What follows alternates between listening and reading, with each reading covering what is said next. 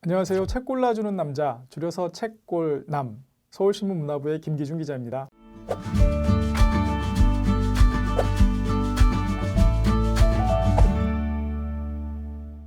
저는 출판을 담당을 하고 있고요. 출판 담당이라고 하면 문학과 에세이를 제외한 모든 분야의 책을 가리킵니다. 앞으로 저는 신간 중에서 굉장히 의미 있는 책들을 고르고 골라서 여러분께 소개시켜 드리려고 합니다. 물론 재미없고 지루한 책이 많을 수가 있는데요. 우리 인생 재미있는 것만 할 수는 없는 일이니까요.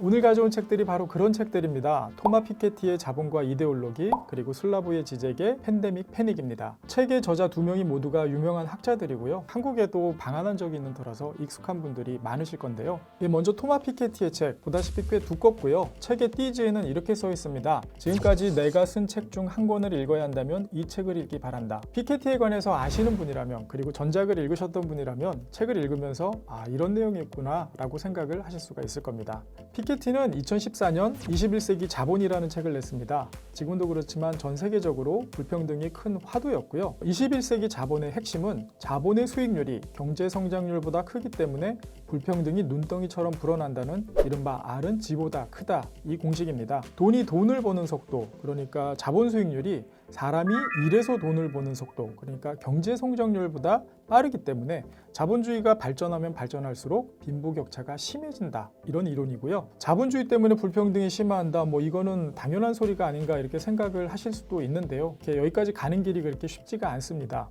일단은 조사를 많이 해야 되고요.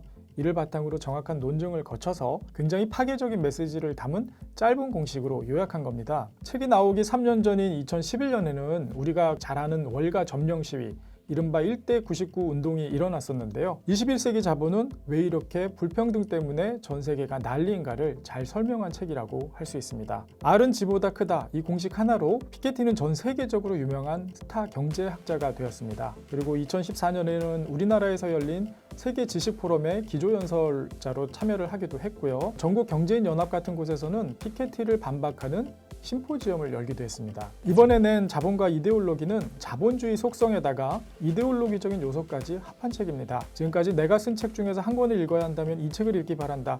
피케티가 말한 이유가 바로 여기에 있는 건데요. 그리고 이번에는 단순히 불평등이 아니라 계급에 관한 설명이 나옵니다. 사제, 전사, 평민으로 나뉜 중세 삼원사회, 이 계급이 현대에도 이어진다고 피케티는 주장을 하는데요. 사제와 전사 계급은 일도 안 하고 세금도 내지 않으면서 평민 위에 군림을 합니다. 그리고 피케티는 현대에 대해서 이렇게 규정을 하는데요. 사적 소유권을 사회 안정의 필수 불가결한 요소로 신성시하는 소유자 사회라고 합니다. 중세의 사제와 전사는 학력, 지식, 그리고 인적 자본 축적을 지향하는 브라만 좌파, 그리고 화폐 금융자본의 축적에 능한 상인 우파로 바뀌었다고 말합니다. 계급은 여전하고 부는 세습되기 때문에 결국 불평등도 이어지고 있다라는 주장인데요. 소유가 무한정 집중되지 않도록 하기 위해서 피케티는 두 개의 칼을 꺼냅니다.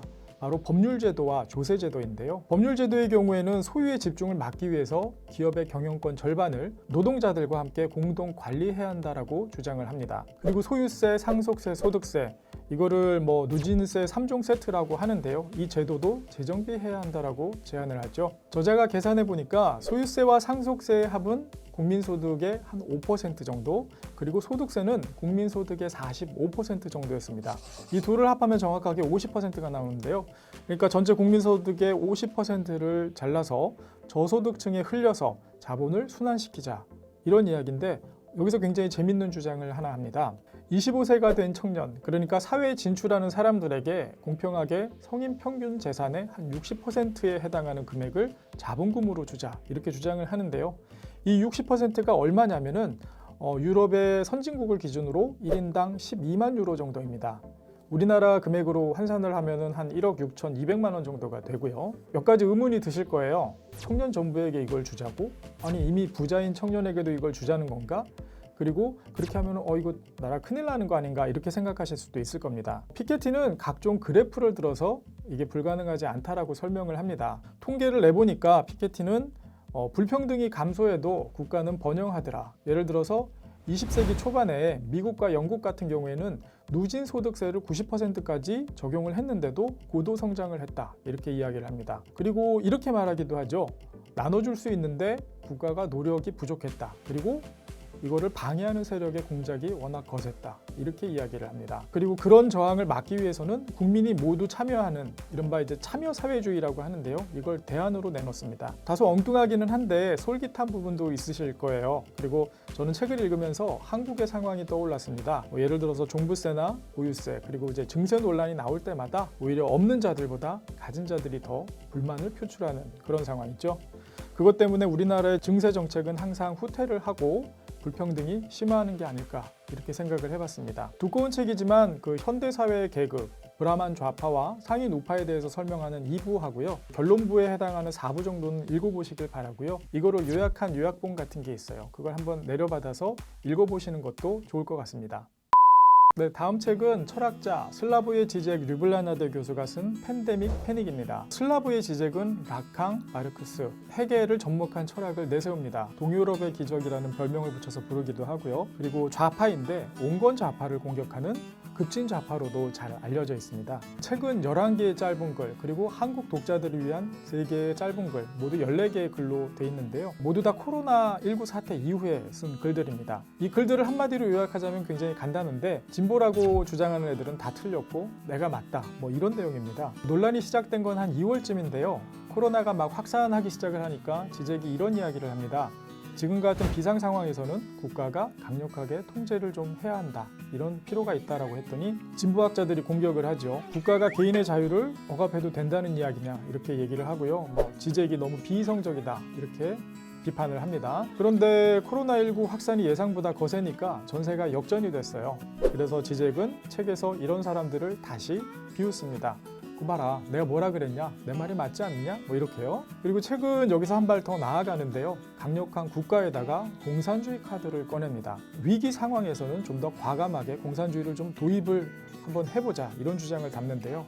그러면서 우리를 피로하게 만드는 내적인 한계와 자기 규제를 주장을 했던 그 피로 사회를 쓴 한병철에 대해서도 이렇게 이야기를 하죠. 사회 문제를 내적인 문제로 그렇게 속편하게 생각하지 말라라고 합니다. 그리고 코로나19 때문에 국가가 개인의 자유를 억압한다고 주장한 대표적인 학자가 이탈리아의 조르조 아감벤 같은 학자인데요. 그 조르조 아감벤에 대해서도 아주 신나게 비판을 하고요. 특히 코로나19 때문에 경제가 죽어간다고 주장하는 이들에 대해서도 강하게 비판을 합니다. 빈부격차와 노동착취로 연명하는 신자유주의 자본주의 세계경제는 인간의 탈을 쓴 야만이다. 이렇게 규정을 하는데요. 결국에는 경제 시스템 전체를 바꾸지 않으면 다음에 코로나19와 비슷한 일들이 터지면 더 위험한 상황을 겪을 것이라고 경고를 합니다. 지적은 그리고 대안으로 공산주의를 꺼내든다고 말씀을 드렸는데요. 다만 마르크스의 어떤 유토피아적인 공산주의가 아니라 최소한 생존을 위해서 하는 공산주의를 뜻합니다. 예컨대 보리스 존슨 영국 총리가 코로나19 사태 때 철도의 일시적인 국유화를 주장을 했던 것처럼 재난 때 필요한 공산주의, 이거를 재난공산주의라고 아예 이름을 붙였는데요. 그러면서도 중국식의 자본주의적 사회주의는 아니라고 선을 분명하게 긋습니다. 그리고 지적은 항상 인간의 사유를 굉장히 중요하게 강조합니다. 국가의 힘이 커지지만 여러분은 항상 깨어 있어야 합니다. 만약 국가가 잘못하면 반대할 줄도 알아야 한다. 이렇게 충고를 합니다. 저는 이 부분을 읽으면서 우리나라에서 이제 있었던 촛불 집회 같은 그런 게 되게 괜찮은 사례라고 생각을 하고요. 개인적으로는 인간의 사유를 중요시한 이 표현이 저는 참 좋았습니다. 위기를 맞아 사람들이 잠시 멈춰서서 생각할 기회를 얻는 것은 코로나19의 장점이 아니겠느냐. 이렇게 좀 위트 넘치는 표현들이 책 곳곳에 숨어 있습니다. 그래서 책을 읽을 때 좀 읽을 맛이 좀 난다? 이런 느낌이 들고요.